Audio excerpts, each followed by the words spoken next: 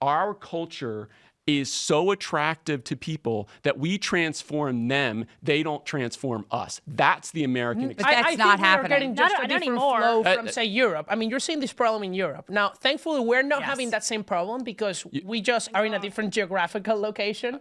But look at what's happening in the United Kingdom.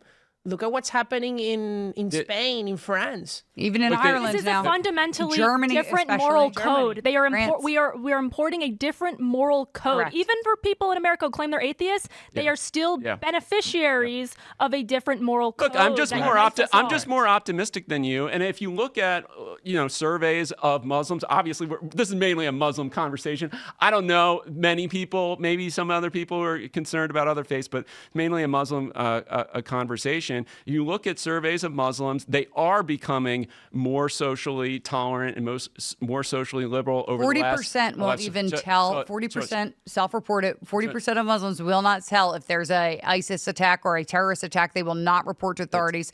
They believe in Sharia law, and they Trump did have a lot of Muslim votes, though. He had a lot of Muslim Absolutely. Oh, I know. Because he did. That was a very interesting development, and I will say I follow a lot of LGBT stuff. I follow a lot. Yes, which is that is traditionalism, and I agree with that side of it. They're against the DEI. I prefer that over the leftist atheism. They're against the DEI bureaucracy as well. So again, there are going to be people who have views that we abhor, that we want to oppose, but the trajectory of American history and American tradition is that we conquer, our culture wins. And that is not true in Europe. Europe does not have that experience that the United States does. Our culture is better than theirs. They get invaded by a culture until the left destroys it. Look, Islam has been entrenched in Europe for centuries. Not just centuries, a millennia. David, they made me do a walk of privilege. Well, the first thing we did when it was... That's a religion. This is a religion right here. Student orientation. Who did? The university. Muslims? The orientation. No. Columbia. But the point related to this is that because they're erasing American culture, the assimilation... I missed the transition. Because they're erasing American culture, they are reducing the way to assimilate. You're assimilating into something else. Yeah. Which is why, I don't think this is an argument to say we shouldn't have, immigration or whatever in any country. Yeah. It's an argument to say you need to select immigrants that are aligned with the cultural values. Then how come Gen Z voted majority for Trump?